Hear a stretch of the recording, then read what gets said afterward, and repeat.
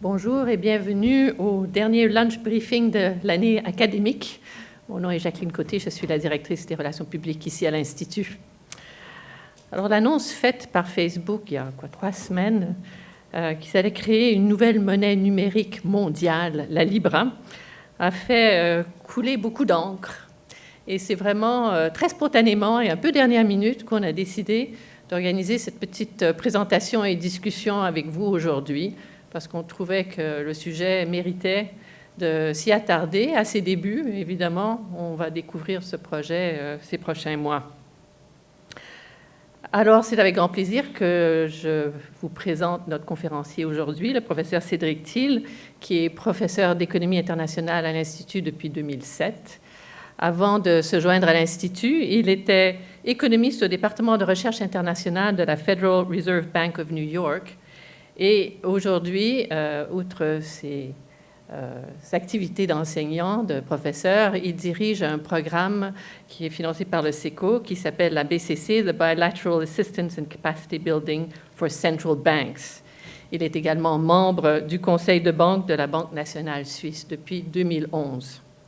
Alors, Cédric va analyser les avantages que la Libra pourrait offrir, notamment pour les transferts internationaux, et aussi nous donner ses idées sur les défis que ça représente pour la conduite des politiques économiques.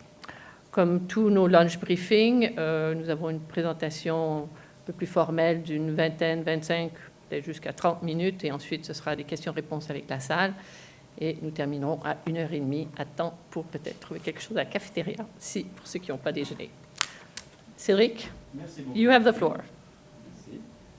Merci pour cette introduction. Bonjour mesdames et messieurs, bienvenue à cette présentation. Alors la thématique de ma discussion d'aujourd'hui, c'est une réflexion, c'est libre sur la Libra et dire est-ce que c'est quelque chose qui va être une bouffée d'air, aider les transactions, ou est-ce que c'est quelque chose, d'un point de vue surtout de régulation, mon parcours via les banques centrales, qui risquerait d'étouffer les activités et finalement s'avérer être plutôt une mauvaise nouvelle. Alors, le côté bouffée d'air, d'abord, c'est pour toute personne qui fait des virements internationaux, en tout cas au niveau individuel entre pays, il ne faut pas être très pressé. Okay. Chaque fois que je dois faire un transfert entre la Suisse et les États-Unis, je dis à ma contrepartie d'attendre un moment parce que ce ne sera pas dans les 24 heures qu'il ou elle recevra l'argent. Donc c'est long et ça peut être très coûteux. Déjà entre les pays avancés, mais alors quand vous faites des transferts avec des pays émergents, vous utilisez divers services, non seulement c'est long, mais le service en question se sert de manière assez généreuse pour eux. Donc là, il y a un vrai problème d'efficience économique. L'idée de la Libra, c'est de proposer un système de paiement qui réduit ces coûts. Donc là, il y a l'aspect bouffée d'air. On vous permet d'accéder à un service en payant beaucoup moins cher et en ayant le service beaucoup plus rapidement qu'avec d'autres structures. Qu'est-ce que c'est plus concrètement? C'est une union, on peut penser une unité de compte et qui en fait est adossée à un panier de devises. Okay, donc ce n'est pas du dollar, ce n'est pas de l'euro, ce n'est pas du franc suisse, c'est un peu un mélange des tout. Un peu au même titre qu'on a dans un autre contexte les droits de tirage spéciaux du FMI, qui sont une unité de compte définie sur un panier de devises. Alors les droits de tirage spéciaux ne sont accessibles qu'aux banques centrales, ce n'est pas vraiment utilisé comme moyen de paiement, mais l'idée est un peu la même. Vous définissez un panier de devises et cette monnaie, pour l'appeler comme ça, va être adossée dessus. Pourquoi avoir cet ancrage avec des devises plutôt que de faire une crypto-monnaie comme le Bitcoin ou encore beaucoup d'autres? Le problème du Bitcoin, c'est que sa valeur bouge énormément. Il en va de même des autres crypto-monnaies. Donc, en adossant à une devise, ce qu'on appelle un stable coin, vous faites quelque chose qui est beaucoup plus stable que les autres monnaies. Quand je dis stable, ça va fluctuer, bien sûr, avec les taux de change des monnaies sous-jacentes. Donc, ce ne sera pas absolument stable. Mais vous aurez moins des grandes gyrations, comme on a pu le voir sur des crypto-monnaies. Et puis, alors, si on se projette encore plus loin dans le futur, si cette Libra commencerait à être utilisée pour faire des crédits au-delà des moyens de paiement, est-ce comme on a tout un réseau avec les informations qu'il y en a dedans, un des arguments qui circulent, c'est qu'en fait, ces informations permettraient de juger le risque de crédit de manière plus aisée que ne peuvent le faire les banques. Je mets un point d'interrogation. En l'état, je ne suis pas convaincu que ce serait nécessairement le cas. Alors, chaque fois que je commence à réfléchir à ces questions de monnaie, quelque chose que j'aime beaucoup faire, ça a l'air d'être un peu à l'ancienne, mais l'expérience, c'est une étape, en fait, qui évite beaucoup de malentendus. Okay. C'est simplement de mettre les bilans des différents acteurs. Et puis de regarder les transactions, et souvent, on s'aperçoit que quelque chose qu'on pensait être nouveau, finalement, ne l'est peut-être pas tant que ça. Donc, on va avoir 3 acteurs, les ménages, les banques, donc l'ensemble du secteur bancaire, et puis la Libra. Vous pouvez penser de manière un peu schématique maintenant, qu'est-ce qu'on a? Les ménages ont leurs actifs, donc ça ce sont les bilans avec l'actif à gauche et le passif à droite, ils ont des comptes bancaires pour une valeur de 100 pour prendre un chiffre. Okay. Ces comptes sont donc des dépôts qui apparaissent au passif des banques, et les banques avec ça, elles font des prêts aux particuliers, aux entreprises pour disons la moitié, et puis l'autre moitié, elles détiennent des titres, ça peut être des bons du trésor, des actions ou diverses obligations. Et la Libra n'entre pas en ligne de compte. Alors les ménages, dans l'ensemble, quand on fait des paiements entre particuliers, ménages, soit dit en passant, on pourrait aussi comprendre les entreprises ici. Donc vous pouvez penser quand vous faites un paiement via le système bancaire classique, eh bien, il y aurait plusieurs comptes bancaires là et on fait simplement de passer de l'un à l'autre. Mais pour l'ensemble, ça reste un montant de 100. Très bien. Amenons la Libra. Donc on a cette nouvelle option et les ménages se disent, ben, au lieu d'avoir tout en banque, je vais garder 50 en banque, donc les chiffres en vert, okay, qui resteront des dépôts. Et puis les autres 50 en bleu, je vais les investir dans la Libra. Donc je vais faire un transfert de mon compte en banque sur cette nouvelle structure. Donc ça apparaît maintenant au passif de la Libra. C'est un dépôt dans un institut non bancaire, si vous voulez. Et puis comme la Libra dit, mais nous allons garantir ça sur base de monnaie, donc ils vont déposer ça en banque. Là, pour faire simple, je considère qu'un seul pays, mais donc les banques pourraient être des banques de plusieurs pays et vous ventilez un peu vos dépôts. Et donc, qu'est-ce qui se passe au niveau des banques? Alors, le dépôt des ménages ont diminué. On est maintenant à 50. Par contre, la Libra est venue redéposer ces 50. Donc, au final, dans ce scénario, tout ce que vous faites, c'est remplacer un dépôt par un autre. Ça ne change absolument rien à la taille du bilan des banques. Elles peuvent prêter exactement comme avant. Alors, quand on regarde comme ça, on dit rien ne change vraiment. C'est un peu trop fort vers la Libra, dans le sens que la Libra pourrait se dire, oui, mais attendez, si vous faites les paiements via les dépôts en bleu, plutôt qu'en vert, eh ben, j'ai une technologie supérieure, donc je facilite le réseau de paiement. Donc, ça serait l'argument. Deuxième aspect, on se dit, mais peut-être que la Libra ne va pas déposer sous forme de compte bancaire, mais va acheter des titres, ça peut être des obligations des différents gouvernements à très court terme, donc quelque chose de très liquide. Okay. Donc, si c'est les dépôts de la Libra sont maintenant adossés à des titres, et non pas sous forme de bilan bancaire. Donc, pour le ménage, rien ne change. Maintenant, la Libra va détenir des titres, et non des bons du trésor, non pas des obligations. Alors, elle va, dans mon exemple, les acheter aux banques. Donc, qu'est-ce qui se passe? Le bilan des banques diminue. Pourquoi? Parce que la Libra a simplement racheté les titres qu'elle détenait. Notez que pour les prêts aux entreprises, ça ne change absolument rien. Okay. Donc, c'est un peu une variante, un peu différente de ce qu'on avait avant. Pas de changement au niveau de prêt. Le seul changement qu'on pourrait avoir, c'est si le trafic des paiements qui se fait via les dépôts Libra en bleu, utilise une technologie qui est plus efficace que le trafic des paiements interbancaires qui correspond aux 50 en vert. Donc jusque-là, tout va bien. Maintenant, un souci, c'est qu'est-ce qui se passe si les ménages aiment beaucoup la Libra et décident qu'en fait, ils vont mettre 80 en Libra, pas 20. Okay, donc de nouveau, on a 80. Mettons que la Libra veut mettre ça en termes de titres bancaires. Donc c'est la même idée qu'on avait au slide précédent, seulement le montant est plus important. Alors, ils ont 80 de titres, mais les banques n'avaient que 50 de titres. Donc, elles ont vendu tous leurs titres. Et après, les dépôts ont baissé. Dans ce cas, le risque, c'est que les banques doivent baisser les prêts. C'est tout ce qu'il leur reste à l'actif. Et après, la question se pose, OK, est-ce que la Libra peut commencer à prêter, mais ce n'est pas vraiment une banque? Et là, le souci, c'est qu'on risquerait d'avoir, en fait, un resserrement du crédit dans ce cas-là, puisque finalement, si vous pensez au secteur d'intermédiation financière, qui sont les banques plus la Libra, ce secteur était avant 50 en titres, 50 en dépôt. Il est maintenant, il n'est pas 50 en titres, 50 en prêt. Il est parti beaucoup plus en titres. C'est comme si les banques elles-mêmes avaient décidé qu'elles ne veulent plus prêter, mais qu'elles veulent tout parquer en bons du trésor. Ça se traduit par une contraction de crédit au niveau des ménages et des entreprises. Et donc là, on risque d'entrer dans un effet un peu plus d'étouffement. Donc ce simple exercice, s'il montre que tant qu'on n'arrive pas à cette situation, on remplace un système de paiement par un autre, ce qui peut amener à des efficiences plus grandes. Mais il y a toujours un risque, si le nouvel intermédiaire, la Libra, prend une certaine taille et un profil d'investissement différent que les intermédiaires usuels, on pourrait arriver à une situation de resserrement du crédit. En fait, si on réfléchit à la Libra, quand on nous parle d'une unité de compte adossée à d'autres, pour quelqu'un qui fait de l'économie internationale comme moi, ça ressemble à un currency board, ce qu'on appelle. C'est un arrangement qui existe dans beaucoup de pays, où un pays émet sa propre monnaie, mais la Banque centrale dit donc la monnaie va être adossée, disons, 1 par 1 à l'euro, et dans la Banque centrale, nous avons des réserves en euros liquides. Donc s'il y a une attaque spéculative, que les investisseurs veulent nous redonner notre monnaie, on a assez d'euros pour complètement la couvrir. Donc c'est un système, l'idée à la base est de dire que de faire une banque centrale qui est auto-assurée contre toute attaque spéculative. On l'a eu en Argentine en 2001, ça n'a pas très bien fini. Ça existe encore, un exemple de pays, Jacqueline mentionnait le programme BCC que je dirige. Un de nos pays, la Bosnie-Herzégovine, a ce système. L'ex, sauf erreur, la monnaie est adossée complètement à l'euro, ça fonctionne très bien. Donc, les éléments clés de ça, c'est qu'il faut qu'il y ait des réserves. Parce que vous dites, finalement, aux investisseurs, dites, si un jour, pour une raison X, Y, vous ne me faites plus confiance et que vous voulez des euros, pas de problème, j'en ai suffisamment. Ce qui, en fait, va leur donner confiance et le problème ne se produira jamais. Bien sûr, il faut que ces réserves soient là et qu'elles soient liquides. Vous ne voulez pas avoir un titre en euros, des actions par exemple. Parce que si vous dites, oui, j'ai des actions en euros, alors je peux les vendre, mais le cours des actions fluctue et peut-être que finalement, je ne vais pas réussir à vendre à bon prix. Il vous faut plutôt quelque chose comme du cash ou des obligations du trésor, donc avec peu de risque de défaut et relativement court terme, pour être vendus rapidement. Le risque, suivant ce que vous détenez, surtout dans la période actuelle, vous pouvez avoir des rendements négatifs.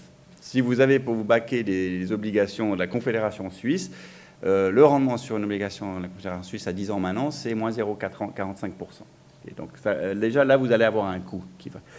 Et il faut qu'il y ait un. Bon, vous pouvez dire, je couvre plus qu'à 100%, j'ai une marge de manœuvre. Alors, c'est bien quand vous le dites, mais il faudrait quand même que quelqu'un le vérifie. Donc, une des fonctions essentielles d'un currency board, c'est qu'il y ait une autorité d'audit, que quelqu'un ait vérifié que la Banque centrale ait réellement ces fonds, puisque ça repose sur une confiance. Dans une structure comme la Libra, qui est très grande, qui est quand même dispersée internationalement, qui va jouer ce rôle-là? Ça reste un point d'interrogation. Et le problème, c'est que si vous n'avez pas une structure d'audit très claire qui va dire « nous vous rassurons, nous avons vu les comptes, les réserves sont bien là pour couvrir le système », vous avez toujours un risque qu'à un moment, il y a une panique qui s'installe, que tout le monde veut le retirer, et puis que les réserves ne sont pas forcément là. Alors, il y a cet aspect bouffée d'air, qui est très bien, et comme je l'ai dit en début de présentation, le système de paiement classique, je dirais, a des gros problèmes de rapidité et de coût. Mais faut-il vraiment inventer une Libra pour ça?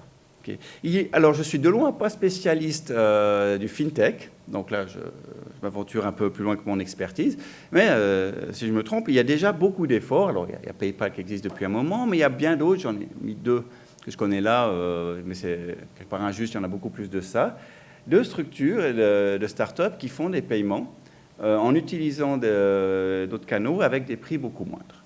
Donc, on peut très bien amener d'autres aspects sans besoin de définir une nouvelle unité de compte. On peut très bien, avec une technologie, dire vous voulez transférer du franc suisse en euros, je vais pouvoir le faire sans vous imposer des coûts et des délais trop faramineux. Alors la question qu'il y a là, pour laquelle je n'ai pas moins de réponse, pourquoi vouloir créer cette nouvelle unité de compte? Pourquoi finalement ne pas simplement faire un système de paiement beaucoup plus rapide d'une monnaie dans l'autre? Alors un des arguments que la Libra sort, c'est de dire oui, mais on veut viser une inclusion financière. Donc là, on va au-delà d'un système de paiement. Est-ce qu'on se dirige plutôt vers un véhicule d'épargne? Il y a beaucoup de gens dans le monde qui n'ont pas de compte bancaire et donc qui ne peuvent pas investir ou accéder au système de paiement. Cela dit, le problème, c'est que si vous voulez atteindre ces gens, il faut pouvoir rentrer dans la Libra en amenant du cash. Ce n'est pas clair pour l'instant que vous puissiez faire ça. Si vous devez déjà avoir un compte bancaire pour après simplement transférer, ça ne va pas tellement marcher. Maintenant, placer en Libra, pour l'instant, serait une épargne à 0%. Vous me direz, par les temps qui courent, c'est peut-être pas si mal que ça. Mais le problème, beaucoup d'études ont regardé pourquoi les ménages n'ont pas de compte bancaire. La raison qui sort beaucoup, et pas que dans les pays émergents, vous avez ce problème aux États-Unis, c'est qu'ils n'ont simplement pas d'argent. Okay, donc, si vous voulez ouvrir un compte bancaire avec 20 francs, il y a quand même des frais à faire, de la paperasse, donc ne serait-ce qu'un frais en temps, vous n'allez pas le faire. Et ça, l'avoir une Libra ne va pas le résoudre. Donc, l'objectif au niveau d'inclusion, il reste quand même un point d'interrogation.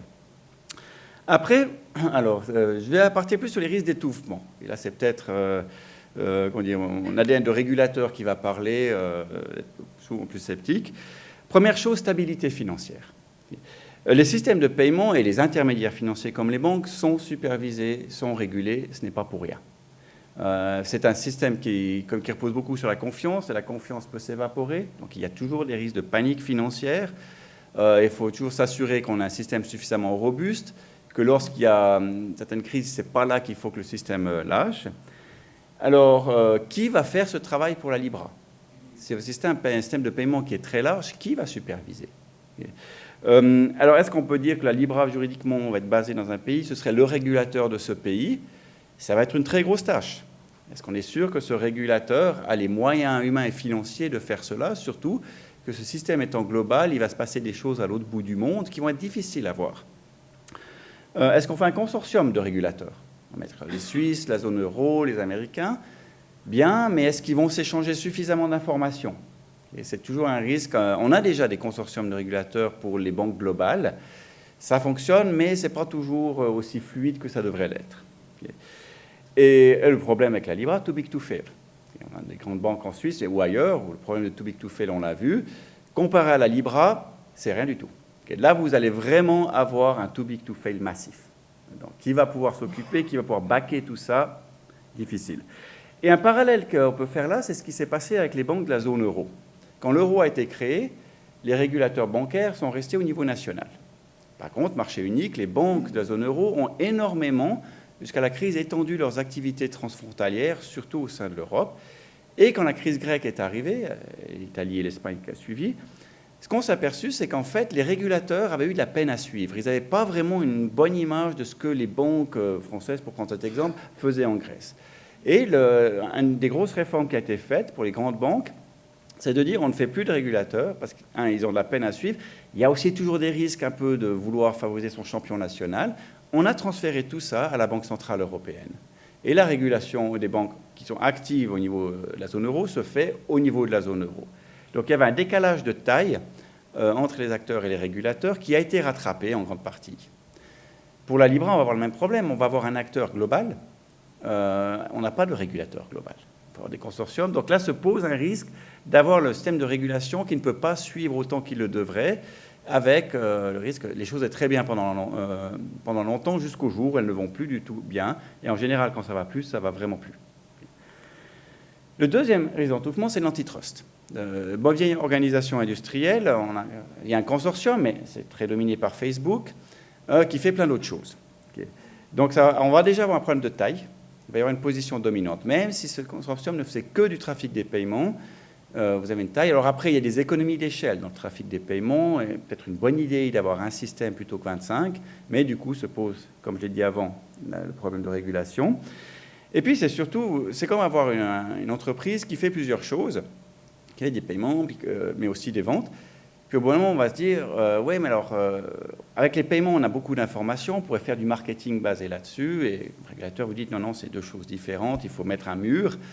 Ces murs ne sont jamais aussi perméables qu'ils le veulent, donc le risque qu'il y a, c'est que les informations de paiement vont être utilisées à d'autres fins, ce qu'une banque ne peut pas faire. La banque ne peut pas commencer à vendre mes transactions de paiement à un supermarché. Donc ça pose un problème déjà d'équité de compétition. Okay, si on a quelqu'un qui commence à faire le trafic des paiements puis qui n'est pas soumis aux mêmes restrictions que d'autres, ce n'est pas équitable. Et puis, alors après, il y a des problèmes d'abus de position dominante. Alors, des garanties sont offertes. Je suis pour ma part très sceptique. Personnellement, je ne suis pas sur Facebook, je n'ai jamais voulu y être, pour la simple et bonne raison que je ne leur fais pas confiance. Et donc, on a eu, voilà, ça c'est ma vue. On a eu quand même des histoires ces derniers temps de protection des données. Donc là, quand on dit, non, les deux activités seront séparées, je reste pour ma part très sceptique. Après, dernier aspect, alors là, j'amène plus ma vue au niveau d'analyse macroéconomique, où je verrais un souci, en fait, de pousser le monde dans un équilibre qui ne va pas être le bon. Okay. Et donc, on peut imaginer un pays où les transactions migrent beaucoup vers la Libra. Et donc, si tout se fait en Libra, c'est comme si ce pays, imaginons qu'en Suisse ce soit le cas, que tout se fasse en Libra, ben c'est comme si la politique monétaire en Suisse est devenue de fait un change fixe. Le franc n'est plus utilisé, c'est une autre monnaie. Okay. Donc c'est comme si on avait dit, bon, on arrime le franc au panier sous-jacent de la Libra et on fait un taux de change fixe. Il y a beaucoup de recherches qui ont été faites dans les marchés émergents sur la dollarisation. Okay. L'utilisation du dollar ou de l'euro sur les pays comme monnaie de transaction, puisque la monnaie nationale ne générait pas de confiance. Alors, est-ce qu'avoir un taux de change fixe est une mauvaise nouvelle? Oui. Okay. Après, souvent, on peut tendance à exagérer les bienfaits du taux de change flexible. Ils ne sont peut-être pas aussi forts qu'on l'a, mais ils sont là. Un taux de change flexible, ça vous permet d'absorber les chocs économiques. Surtout si vous avez un pays dont la structure économique est très différente du voisin. Vous allez avoir des cycles conjoncturels différents. Les prix relatifs vont devoir s'ajuster. Alors, si tous les prix peuvent bouger sans problème, ça va, mais ce n'est pas le cas. Les prix des biens et des services ont tendance à une inertie. L'exemple le plus classique, c'est les salaires. Les salaires sont très inertiels, ils ne bougent pas de jour en jour. Et donc, comment faire ces ajustements? Vous mettez un prix qui peut bouger beaucoup, c'est le taux de change.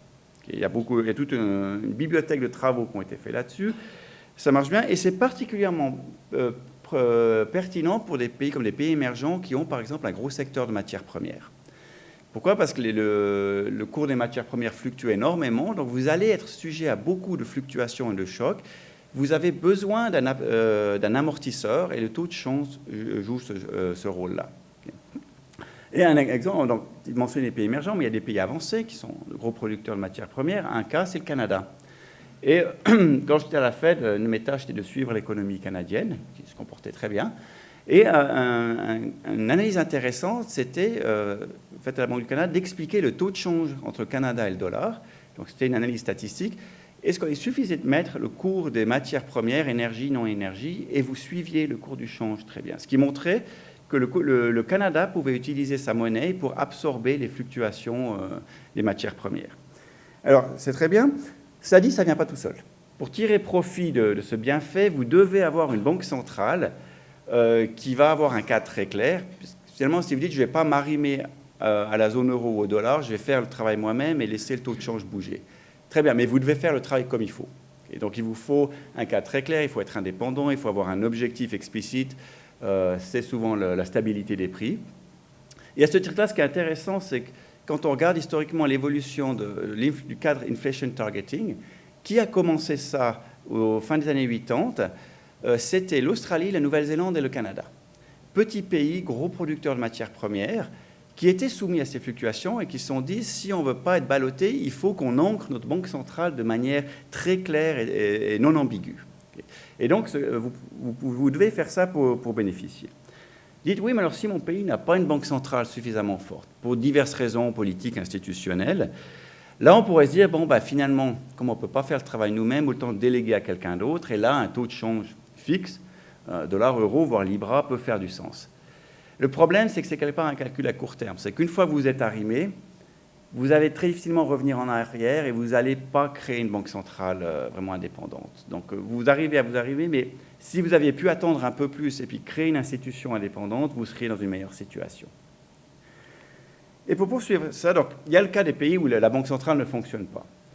On a des cas comme ça, mais ce qui est très frappant quand on suit les pays émergents, et on les suit très près par exemple avec le programme dont Jacqueline parlait, l'exemple de pays où les institutions ne fonctionnent pas, c'est de loin pas la norme. On a dans notre portefeuille de pays des pays où la Banque centrale fait un excellent travail, les gens sont à niveau, et donc ils sont tout à fait aptes à faire travail. Ils ne sont peut-être pas aussi sophistiqués que des banques centrales de pays avancés, quoi. On a des exemples où la différence n'est pas si grande. Et donc ils sont bien équipés, peut-être pas autant qu'ils pourraient. Le souci que je verrais là-dedans, c'est qu'un système comme la Libra puisse conduire à une situation sous-optimale. Imaginons un pays où on a une chose flottant, la Banque centrale fait bien son travail, peut-être pas de manière parfaite, donc il reste une marge d'amélioration, et on a une chose flexible, donc on peut absorber les cycles conjoncturels. Comme individu, je vais me dire, alors j'aime bien la Banque centrale, mais ils ne sont pas parfaits, donc si je pouvais utiliser une monnaie comme la Libra, individuellement, ça m'arrange. Okay. Mais je raisonne en tant qu'individu. Donc, c'est-à-dire, je vais prendre comme donnée le cycle conjoncturel auquel je fais face, et je vais faire mon analyse dans mon coin. Le problème, c'est que si tout le monde fait ça, on risque de migrer vers une situation où on utilise la Libra et où le pays glisse accidentellement dans une situation de change fixe, alors qu'il avait une banque centrale quand même bien à même de faire le travail dans un change flexible. Donc vous risquez de vous retrouver de manière non coordonnée dans une situation qui est sous-optimale.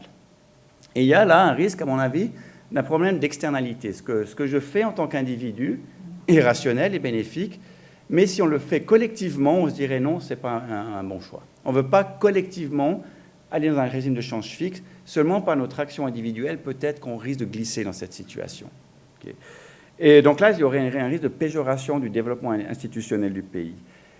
Et cette discussion a un lien avec toute une littérature dans le commerce international qui regarde quelles sont les monnaies utilisées. Et donc il y a tous ces travaux empiriques et théoriques. Et une des contributions qui avait été faite par des collègues à la Fed de New York était de montrer qu'on pouvait avoir des situations d'équilibre multiples. Alors, pour faire court, dans le cas qu'ils regardaient, il disait soit on a une situation où chaque exportateur utilise sa propre monnaie, ce qui impliquait que les taux de change allaient affecter les prix dans le pays de destination. Ce qui était efficace, le taux de change pouvait servir d'amortisseur, et donc la politique monétaire, après, c'est une politique d'inflation targeting, et tout allait bien. Mais on peut avoir une situation où si les exportateurs se disent je vais utiliser la monnaie de l'autre, alors le taux de change ne bougeait plus, et puis on glissait dans une situation d'un taux de change fixe, alors qu'en fait, on pouvait montrer dans leur modèle que ce n'était pas la bonne situation. Donc, il y a des risques de passer d'un équilibre à l'autre. Et le souci que j'aurais avec la Libra, c'est que ça puisse péjorer les efforts substantiels de développement d'institutions, de banques centrales qui ont été faits dans des pays émergents, en glissant le pays dans une situation, effectivement, d'un taux de change fixe, mais qui n'a pas été choisi. Alors, pour résumer ça, comme vous l'avez pu constater, je suis plutôt du côté de l'étouffement que de la bouffée d'air. Donc, le système de paiement internationaux peut gagner en efficience. Oui, il y a clairement à faire. Je ne suis pas convaincu qu'il faille créer une nouvelle unité de compte pour ça. Je vois des risques substantiels au niveau de la stabilité financière. Vous avez un grand acteur qui n'est pas vraiment suivi par des régulateurs. Vous pouvez avoir des acteurs privés qui vont venir surdimensionner. On a vu en Europe les risques que ça peut créer. Il y a un problème de concurrence, d'utilisation des données du système de paiement pour promotion d'autres activités. Et puis, comme je l'ai souligné, un risque de se retrouver involontairement dans un régime de change qui n'est pas le meilleur. Donc, je suis plutôt du côté des sceptiques et des questions, mais on a encore pas mal de temps pour en discuter. Et je serais ravi d'entendre tout avis d'accord, mais ou contraire. Merci beaucoup.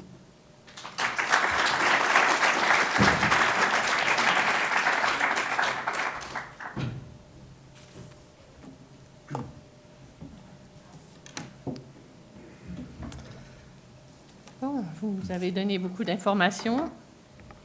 Vous entendez? Oui. Cédric, on lit que Facebook a en fait consulté pas mal les banques centrales. Ils sont même venus voir notre banque en Suisse. Il ne semble pas qu'il y ait encore trop d'excitation de ce côté-là.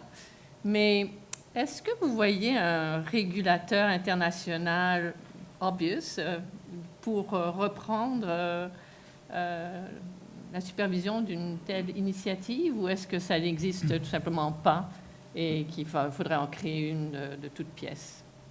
Alors pour l'instant, à cette échelle, ça n'existe pas. Donc il y a eu des consultations, et je crois comprendre, ils sont venus juste présenter le projet, impliquant en aucun cas un aval formel des banques centrales. La réaction au chiffre, par exemple, dans le cas de la Banque d'Angleterre, était un peu pas si vite. On avait posé ça.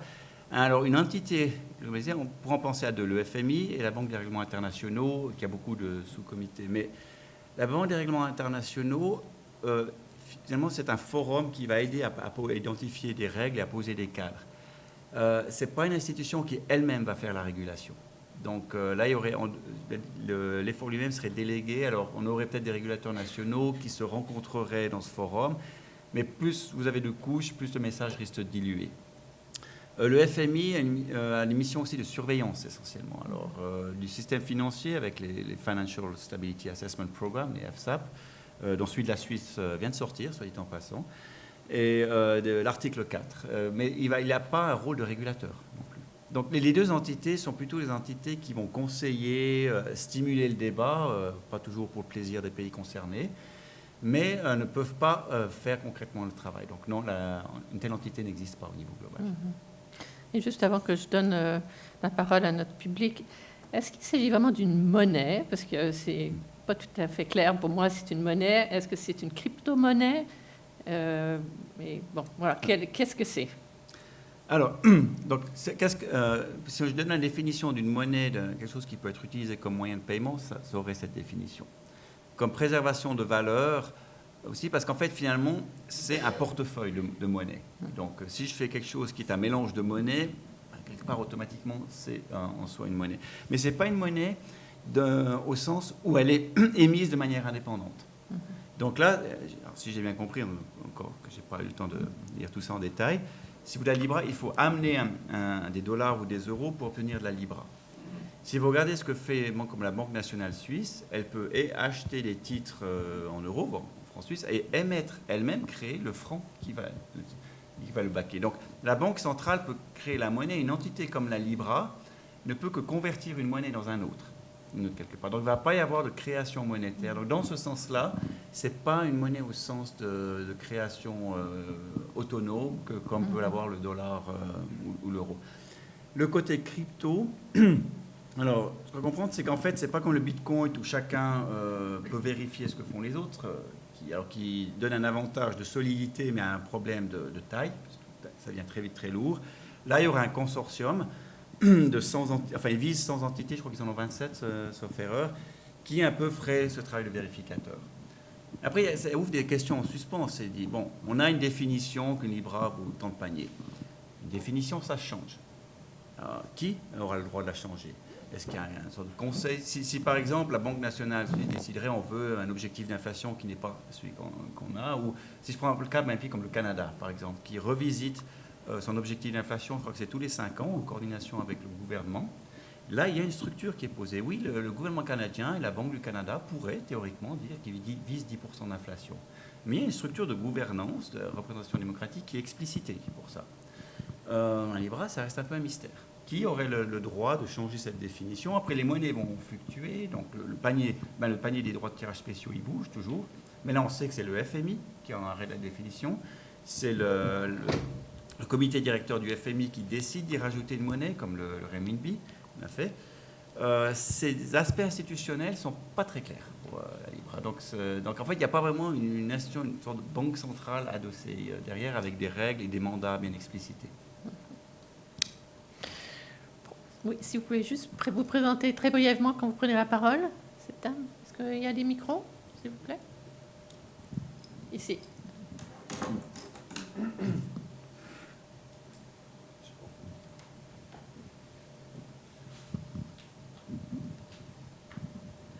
Bonjour, Virginia Kram-Martos de Triangularité. Et je crois que le Congrès américain est plutôt à votre côté parce que le 2 juillet, ils ont envoyé une lettre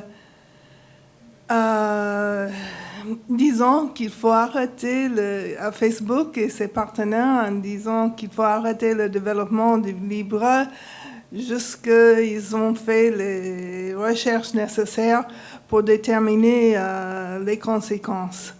Et s'il y a besoin de régulation et quel type de régulation. Ça, c'est une observation.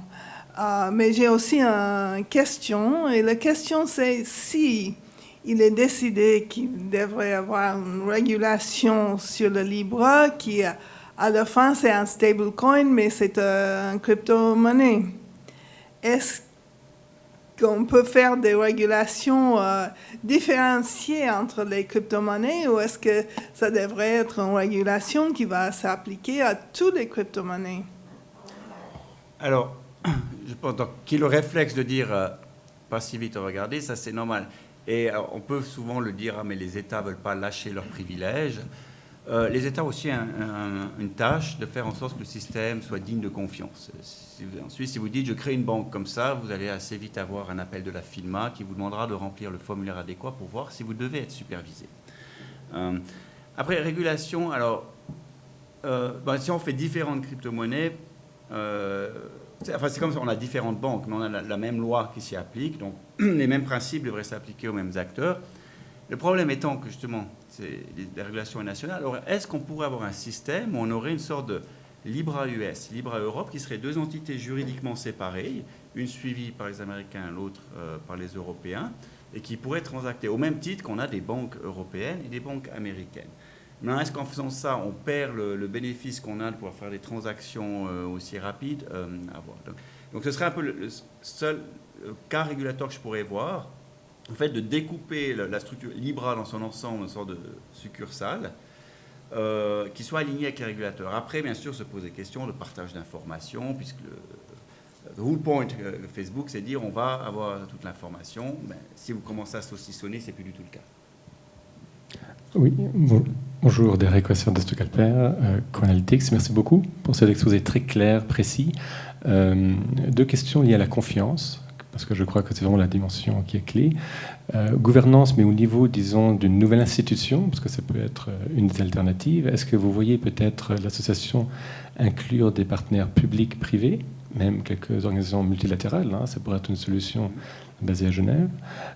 Et deuxième question, c'est au niveau des contre-valeurs. Donc aujourd'hui, ce sont des motifs fiduciaires. Est-ce que vous voyez peut-être des alternatives comme l'or ou même d'autres types de nouveaux actifs qui pourraient peut-être ancrer la valeur de manière différente? Et peut-être dernier point pour rebondir sur Madame. Certaines personnes disent déjà que le Libra va être régulé par la Fed parce que certains des motifs fiduciaires dans lesquels le panier va être investi va être le dollar, donc indirectement lié à cet espace de juridiction. Donc, merci.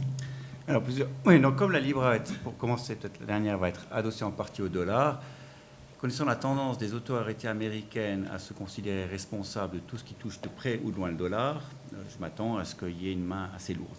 Qui, soit dit en passant, pourrait en faire défaire toute la motivation de la Libra. Si quelqu'un dit j'aimerais un moyen de paiement sans passer par le SWIFT et tout ce que ça implique d'exposition aux États-Unis, ben, dès que vous avez du dollar quelque part, je doute que vous puissiez vraiment y échapper. Mettre autre chose que des monnaies, oui, on peut faire je peux très bien nominer une monnaie basée sur du pétrole, de l'or, des actions, enfin tout. Le problème, après, c'est que je dois avoir effectivement les réserves dans cet étalon pour pouvoir remplir mes promesses avec le problème d'audit qui va se poser. Le risque de matière première comme l'or, c'est que son cours est quand même assez volatile. Donc, quelque part, la volonté de prendre un panier, c'est d'avoir quelque chose de relativement stable. Donc, si on reglisse les matières premières, on va aller un peu à contre-courant de ceci. Et la première partie de la question, c'était la confiance. Oui. Alors, voilà. Donc, on pourrait faire une construction plus grande. Le souci que je crois que pour quelque chose qui repose sur la confiance, plus les règles sont courtes et plus elles sont claires, mieux c'est. Et donc, on commence à avoir un grand consortium avec différents types d'acteurs. La question se dit, mais qui commande? Quel mandat? Qui donne le mandat? Dans les banques centrales telles qu'elles existent, c'est clair. C'est je prends le cas de la Suisse.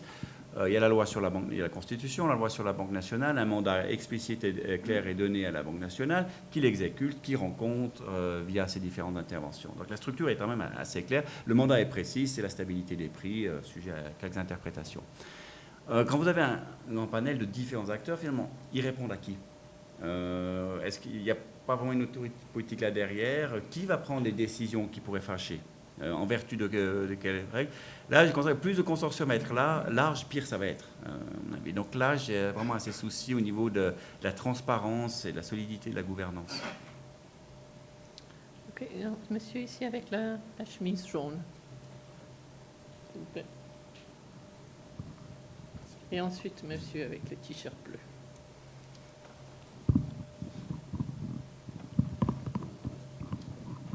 Merci.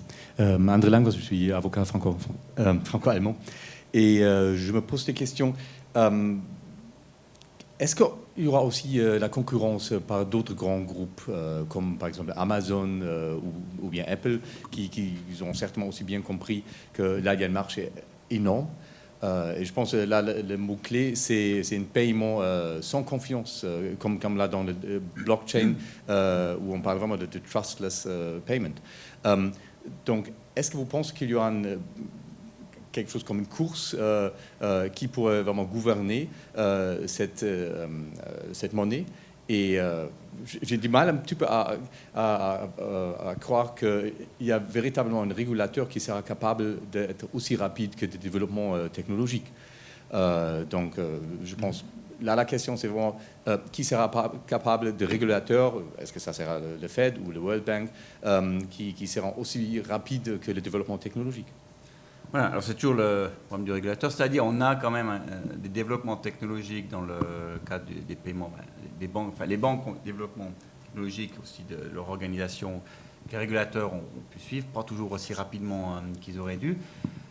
Si concurrentiel, c'est toujours difficile parce que c'est comme un secteur où vous avez une énorme économie d'échelle, donc la concurrence devrait partir assez vite. On a finalement une forme de concurrence si on regarde sur les cryptos, monnaies de base. Après, elles ne sont pas toutes aussi bien équipées pour gérer des transactions que d'autres. L'avantage, s'il y a une concurrence qui empêche chacune d'être trop grande, quelque part, si ma caquette un peu de régulateur, ça me rassure, puisqu'aucun ne va avoir une position dominante. Okay, donc, plus il y a de compétition, mieux c'est. Mais ce qui, du coup, risque un peu d'enlever tout l'attrait de ça. C'est qu'en fait, pourquoi on n'a pas des monnaies cantonales en Suisse? On avait historiquement, on les a arrêtées parce que c'était juste très difficile de s'y retrouver. Donc, on a mis une entité à la place et il y a des zones monétaires optimales. Si au niveau du monde, il y a trop de monnaies qui se concurrencent, finalement, pourquoi alors du coup les avoir créées et pas plutôt je vais faire des transferts d'une monnaie fiduciaire dans une autre, peut-être avec une technologie plus efficace et en rester là, puisque c'est le cœur du problème. Monsieur, vous avez le micro? Oui. Bonjour, je m'appelle Myron Ratnaval, informaticien. J'ai plutôt une question opérationnelle sur laquelle on n'a pas touché, moins économique peut-être. Et c'est le pourquoi Facebook a décidé de poser les Libra à Genève. Et je sais qu'il y a le David Marcus, qui est un ancien de Genève. Il y a des fintechs sur la place comme Montpellerin qui vont vers le FINMA et vont demander des licences bancaires. Il y a l'ONU. Donc quel est votre avis? Pourquoi ils ont basé ça à Genève? La réponse honnête, c'est que j'en sais rien. Non, je n'ai pas du tout suivi ça d'assez près. Ils n'ont pas un jury, je serais bien mal placé pour commenter sur ce qu'ils appellent gouvernants. Il y a quand même des signaux en Suisse. Maintenant, la Banque nationale laisse à des fintechs la possibilité d'avoir accès à des réserves BNS, au même titre que les banques.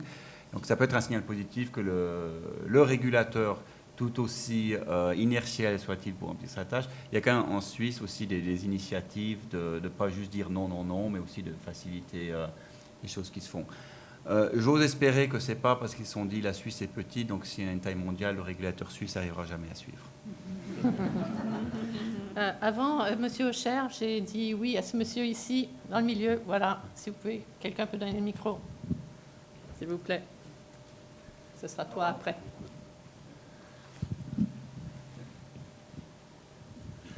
Luc Thévenot, Université de Genève. D'abord, pour répondre à monsieur, une autre hypothèse, c'est que le cadre réglementaire en Suisse fait que l'association Libra pourrait peut-être exercer son activité sans être soumise à aucune régulation locale, n'est-ce pas? Ça, c'est la première hypothèse. Merci beaucoup de cet exposé, aussi dense que concis. Je trouve très convaincant les trois périls évoqués, ou les trois risques évoqués. J'ajouterai, mais tu l'avais mentionné au début, le risque sur la protection des données, puisque celui-là est important. Tu as soulevé cette double question. Est-ce que c'est vraiment une monnaie? Et la question de la gouvernance. Je crois que juridiquement, on peut regarder ça comme une monnaie privée. C'est-à-dire qu'elle n'est pas adossée, elle n'est pas endossée, elle n'est pas garantie par un État, elle n'est pas émise par un État souverain, mais dans la mesure où les acteurs privés l'acceptent et lui font confiance, elle peut fonctionner de la même manière. Et il n'y a pas de privilège de souveraineté qui, en l'état actuel, interdisent la création de monnaie. Ce qui risque d'arriver, si j'ai bien compris le livre blanc et les différents documents qu'on a pu lire et étudier au Centre de droit bancaire financier, c'est que qui va fixer le panier? C'est probablement l'association Libra. Donc la gouvernance, c'est l'association Libra, qui de ce point de vue-là fonctionnerait un petit peu comme une banque centrale, mais sans mandat et sans accountability. Ça, c'est la grosse différence. Et qui va créer la monnaie? En fait, je crois que c'est vraiment une création monétaire, mais dans un système de monnaie pleine, celui qu'on a rejeté en votation populaire il y a quelques mois. C'est véritablement une création monétaire dans le sens où Libra achète des actifs qui lui sont présentés et émet de la monnaie et rachète de la Libra en échange d'actifs qui sont en fait des devises. Donc j'ai l'impression qu'en termes de création monétaire, on peut analyser l'activité comme une véritable création monétaire sans nécessairement l'effet multiplicateur, hein, sauf si ensuite il y a une couche d'intermédiation des banques commerciales qui commencent à entrer dans ce jeu-là. Oui, alors juste pour rebondir, donc, Si je reprends les comptes entiers que j'avais, donc je pense que si la Libra va avoir à son actif des dépôts dans les banques, là, je ne pense pas qu'il y aurait création monétaire. Par contre, si la Libra va dire on va acheter des titres, là, on se rapproche plus d'une banque centrale classique. Au niveau de monnaie privée, oui, en fait, finalement, alors, la taille est complètement différente, mais au fond, du fonctionnement même, je ne trouve pas que c'est si différent que les monnaies locales qu'on a. Ensuite, il y a le Farinet, il y a le Léman à Genève. Il me semble que c'est un peu la même mécanique, quelque part. Alors après, il n'y a rien de physique derrière, donc, alors que les monnaies locales ont une existence physique, mais ce sont aussi des currency boards. On vous dit, vous mettez un franc suisse, on vous donne un Farinet, et vous pouvez le sortir, et c'est régi par les statuts de l'association en question. Voilà. Mais l'aspect systémique a bien sûr absolument rien à voir. Bonjour, Jonathan Werner, je travaille aussi en fonds de développement OMC. J'ai une question très pratique. Si demain, dans 6 mois, 12 mois, on réveille et il n'y a pas d'accord entre Zuckerberg et la banque suisse, la communauté internationale, et de toute façon il dit, ok, je vais lancer Libra de toute façon, il y a des mécanismes internationaux pour arrêter ça? Ça, c'est la première question, très pratique. La deuxième, c'est si on entend un modèle comme par exemple Coinbase, de le côté consommateur, il n'y a pas aussi dans le micro-level, oui, d'arrêter le consommateur à faire de download de Coinbase et changer le Bitcoin, Ether, comme ça. Le système paiement, c'est un autre côté, mais il n'y a pas de système vraiment d'arrêt, non? Bon, les autorités monétaires, on regarde le cas de la Chine, qui, quand elle a trouvé que le Bitcoin prenait une ampleur trop, est intervenue assez sèchement. Après, voilà, c'est un pays qui a un fonctionnement qui n'est pas tout à fait un pays comme la Suisse. Je pense que, déjà, ne serait-ce qu'un effort de communication, les régulateurs peuvent dire soyez bien conscients, mesdames et messieurs, que cette monnaie n'a pas notre aval. Donc, si vous y allez et que ça tourne mal, c'est votre problème. Et donc, déjà, ça qu'il il y a déjà un aspect un peu de point and shame, en guillemets, faire ça. Après, si ça prenait une ampleur systémique telle, toute institution qui a un mandat de stabilité financière et qui est un nouvel acteur qui remet cette stabilité en question a le devoir d'intervenir, quitte à créer un nouvel outil juridique avec le Parlement pour le faire. Donc je pense que si l'outil, alors je ne pourrais pas vous dire quel est exactement l'outil qui est utilisé, là je sors de mon domaine d'expertise, s'il n'existe pas tout à fait, rien n'empêche de le créer. Et surtout, j'imagine, si c'est le Congrès américain qui n'est pas très chaud pour l'expérience, je les vois mal se gêner pour avoir la main lourde et arrêter l'exercice. Et aujourd'hui, il n'y a vraiment pas de mécanisme clair pour... Ça, si vous avez une institution qui, d'un point de vue juridique, répond aux critères d'une fondation ou, je ne sais pas exactement la forme ici en Suisse, si c'est légal, c'est légal. Après, vous pouvez dire, oui, mais votre activité prend une telle ampleur. Est-ce que vous dire, si par exemple, vous commencez à devenir une banque et une banque ne peut pas avoir ce statut juridique si vous remplissez les critères économiques d'une intermédiation financière, vous êtes soumis à la FINMA. Si vous décidez que vous voulez le faire sans lettre, vous êtes hors la loi. J'ai une petite question. Si ça n'avait pas été Facebook, mais Crédit Suisse qui avait décidé de lancer la Libra, est-ce que on s'exciterait de la même façon? Alors c'est une institution qui est déjà régulée. C'est une banque globale. Elle est grande. Trop grande, on va laisser cette question à un autre jour. Mais là, il y a déjà un régulateur qui connaît la maison. Mais on peut poser des questions justement sur des effets de taille. En lisant le résumé du rapport du FSAP, du FMI sur la Suisse, un des sujets qu'ils soulèvent, ils disent la FINMA fait très bien son travail. Une des particularités du système suisse, c'est que beaucoup de la régulation utilise des auditeurs privés plutôt que les gens de la FINMA, et le FMI met en garde contre ça. Donc il y a un problème de taille. Mais au niveau institutionnel, c'est une institution qu'on connaît et qui a son régulateur attitré. Donc ça me ferait moins souci. Voilà, monsieur ici. Ici, s'il vous plaît. Bonjour, Michael Laquarti, Quaero Capital. Merci pour votre présentation qui était très, très intéressante et précise. J'ai 2 questions. Une sur la nature, parce que je pense qu'il y a beaucoup de débats sur la nature de ces types d'instruments, que ce soit la Libra ou d'autres de ces crypto-devises.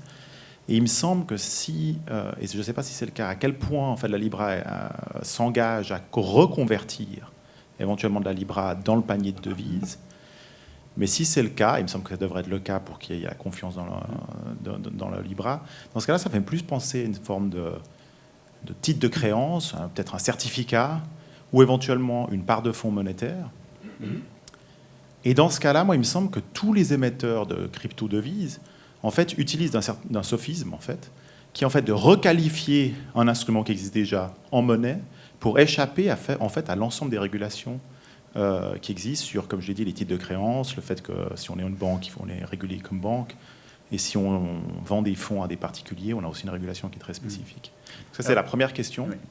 La deuxième question, c'est sur le fait que ce soit même une monnaie d'un point de vue des qualificatifs de ce qu'est une monnaie. Alors c'est clair que ça peut être un moyen, ça peut être un instrument comme un moyen de paiement, mais il me semble qu'il y a un élément essentiel, c'est la question de l'unité de mesure, enfin l'unité de valeur, et en particulier en ce qui concerne le passif des entreprises et éventuellement des ménages. Et ce passif, il est aussi composé de certaines obligations qui sont, par la loi, doivent être définies dans la monnaie du pays de référence. Les salaires, par exemple, les éventuels impôts, les crédits qu'on aurait obtenus de banques, qui sont normalement émis dans la devise locale, auquel cas il me paraît relativement peu probable qu'une entreprise prenne le risque d'avoir un passif dans une monnaie, que ce soit le franc suisse, l'euro, les dollars, et puis en fait affiche des prix dans une devise qui pourrait fluctuer. Alors, et dans ce cas-là, j'ai l'impression qu'elle ne remplit pas vraiment tous les critères pour être une devise, dans la mesure où on peut toujours convertir. Moi, je pourrais afficher des prix en pommes, mais disons, la question, c'est est-ce qu'on a un prix qui est fixé en Libra par les différents partenaires et qui ne fluctue pas au cours du temps. Ce qui veut dire que les revenus, du coup, pour ces entreprises basées en Suisse, aux États-Unis, du coup, fluctuent en fonction du cours de change du panier par rapport à leur devise nationale. Alors, ça rejoint exactement si on est sur la littérature sur l'utilisation des monnaies dans le commerce. Donc, c'est l'invoicing, c'est que je vous vends quelque chose, on dit je libelle le prix, est-ce que c'est en francs, je le libelle en euros ou en dollars ou quoi que ce soit. Premier point, c'est pour que ce soit important, il faut que les prix aient une certaine inertie. Si tous les prix peuvent être ajustés tout le temps, l'unité de mesure, finalement, peu importe, vous rajustez avec le taux de change et c'est fini. Après, alors les entreprises prennent ces risques, surtout les grandes, mais même une petite qui exporte, qui dit je vais vendre un client en France et je libelle en euros, puis je livre dans 3 mois. Elle a pris un risque de change. Ces passifs peuvent être en francs suisses. Maintenant, au-delà d'une certaine taille, les entreprises peuvent aussi se financer avec des prêts en monnaie étrangère. Rien n'interdit des contrats avec un prêt libellé dans une autre monnaie. Donc il y a déjà, en fait, surtout, bon, c'est pour les entreprises tournées à l'export. Celles qui sont au marché domestique, ce n'est pas le cas. Mais la problématique est déjà là de prendre une exposition de change. Vous pouvez la couvrir, ce n'est pas toujours bon marché suivant les monnaies. Donc dans ce sens-là, la Libra, en fait, transférer ce problème aussi au niveau domestique. Le risque qu'on peut voir, c'est que les entreprises domestiques n'ayant pas tellement l'habitude de ces problématiques rentrent dans un jeu qu'elles ne maîtrisent pas forcément et qu'il y ait quelques leçons douloureuses. Mais au niveau conceptuel, ce n'est pas si nouveau que ce qui se passe déjà au commerce international. Pour l'aspect money market fund, ouais, alors on peut le voir comme ça. Après, la Libra ne garantit pas un rendement. Sauf erreur. Donc, et la money market fund ne permet pas de faire des transactions. Ouais, d'accord, mais si ça reste une part, en fait, c'est une sorte d'engagement. Je prends votre argent et je m'engage à vous le rendre en fonction. Ça peut-être c'est plus proche d'un certificat en fait, qui serait un certificat basé sur un panier. Voilà, c'est pour ça qu'il faut qu'elle soit là et qu'elle soit éditée. Le risque qu'il y a dans la gouvernance, c'est qu'aujourd'hui on vous dit, je vous garantis qu'un franc suisse vaut une Libra. Et puis demain, j'ai envie de changer d'avis. Qu'est-ce qui va m'interdire de le faire ? Est-ce que vous dites, mais écoutez, dans la charte de gouvernance, il y a un comité de direction qui peut décider de changer la valeur et vous êtes rentré dans le système en le sachant. Donc, si vous n'avez pas lu ce paragraphe, je suis désolé pour vous, mais voilà. Ou est-ce que vous pouvez m'attaquer en justice ? Mais alors, dans quelle juridiction ? Alors, quelque part, on peut se dire que c'est un problème qui existe avec toute monnaie. La monnaie est un moyen d'échange. Dès qu'il y a moyen d'échange, il y a deux parties, il y a confiance. C'est au cœur de tout le système. Donc, on pourrait très bien dire, finalement, qu'est-ce qui veut me dire que le franc suisse, tout d'un coup, ne va pas être changé comme ça ? Théoriquement, demain, le Parlement peut très bien décider, écoutez, on change complètement la loi sur la Banque nationale et paf, on pose ça. Ce n'est pas réaliste. Bien sûr, on a des processus quand même qui vont faire qu'il va y avoir des freins. Donc, c'est toujours théoriquement possible. Maintenant, des monnaies classiques sont adossées sur des processus institutionnels qui vont faire en sorte que ce genre de choses restent du domaine de la théorie. Pour monnaie purement privée, c'est moins clair pour moi. Qui va prendre ces décisions? Où seront-elles contestables juridiquement?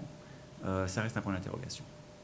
Mais il y a une règle, il y a des millions de paragraphes de réglementation sur la protection des consommateurs dans le cadre des instruments financiers. Et c'est vraiment le fait de le qualifier de monnaie qui vous permet d'échapper à une grande partie de cette réglementation.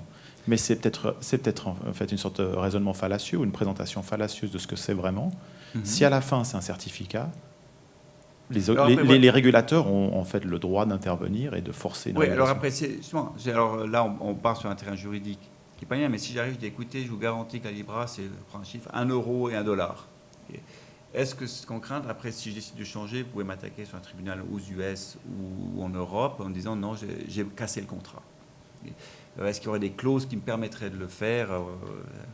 C'est toutes les questions. Mais justement, c'est quelque part, personne ne va lire le contrat en détail. C'est comme quand on reçoit les 15 pages ou moins le contrat. Oui, ok, j'ai signé que je l'ai lu, mais bon, ok, on se comprend.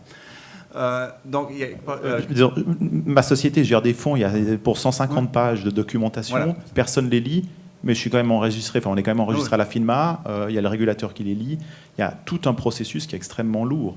Et si demain je décide, en fait, je ne les appelle pas des fonds, ce sont juste des sortes de monnaies, parce que j'arrive à trouver un truc technique qui me permet d'échanger très rapidement les parts. Est-ce que ça me permettrait facilement d'échapper à toute la réglementation sur la vente de fonds aux Alors je clients? pense que ça, le régulateur va dire non, économiquement, c'est une monnaie. Après, vous pouvez faire appel devant un tribunal. Je pense qu'il y aura un moment une décision juridique qui va intervenir si, oui, matériellement, vous l'appelez monnaie, matériellement, c'en est pas une, ou non, la différence est suffisante. Est-ce qu'il y a d'autres questions? Oui, monsieur. Bonjour, Christophe Tamé, gestionnaire de portefeuille. Quels sont les risques de fraude, notamment par rapport au marché d'échange, étant donné que la contre-valeur de Libra sera contre un panier d'autres devises? L'intervention de Facebook, on va dire Facebook, sur le marché d'échange risque d'être relativement importante. Quels sont les risques de front-running, de fraude, etc., par rapport à ça? Après, le fait de faire un panier plutôt qu'une monnaie n'est en soi pas plus compliqué. Le FMI le fait avec le droit de tirage spécial. La formule est peut-être un peu plus compliquée, mais pas fondamentalement. Après, vous avez, alors ça rejoint un peu le risque de ce n'est pas des Chinese walls suffisants. C'est que vous avez une source d'information, et ces entreprises vivent de l'information. Il y a toujours le risque que vous soyez tenté d'en abuser. Et c'est pour ça qu'il est crucial d'avoir une régulation crédible. Sans ça, même si jure le grand Dieu qu'ils ne le feront jamais, et même s'ils le pensent honnêtement, au bout d'un moment, la tentation va être irrésistible. Donc, c'est pour ça que ma confiance est limitée. Comme disait Kissinger, « Trust but verify ». Oui. Je pense que ça va être la dernière question. Bonjour, merci beaucoup pour votre intervention. Mon nom c'est Jörn Erbgut. Je fais la recherche sur la blockchain et la protection des données à l'Université de Genève. Facebook a dit qu'ils veulent rendre cette blockchain publique. Donc actuellement, c'est une permission blockchain. Mais le but, c'est de le rendre public. Qu'est-ce que vous pensez de ça? Est-ce que c'est réaliste? Qu'est-ce que ça veut changer s'ils font vraiment ça? Alors là, je veux dire que les aspects techniques, n'étant pas ma spécialité, je n'arrive pas vraiment à me prononcer là-dessus. Je n'ai pas une connaissance suffisante des différentes variantes au niveau technique que les blockchains peuvent avoir. Donc, je vais devoir passer mon tour sur cette question. Je n'ai simplement pas les compétences suffisantes pour y répondre. Bon, je pense qu'on a le temps pour une toute dernière, parce que celle-ci a été... Non, monsieur derrière, tout derrière.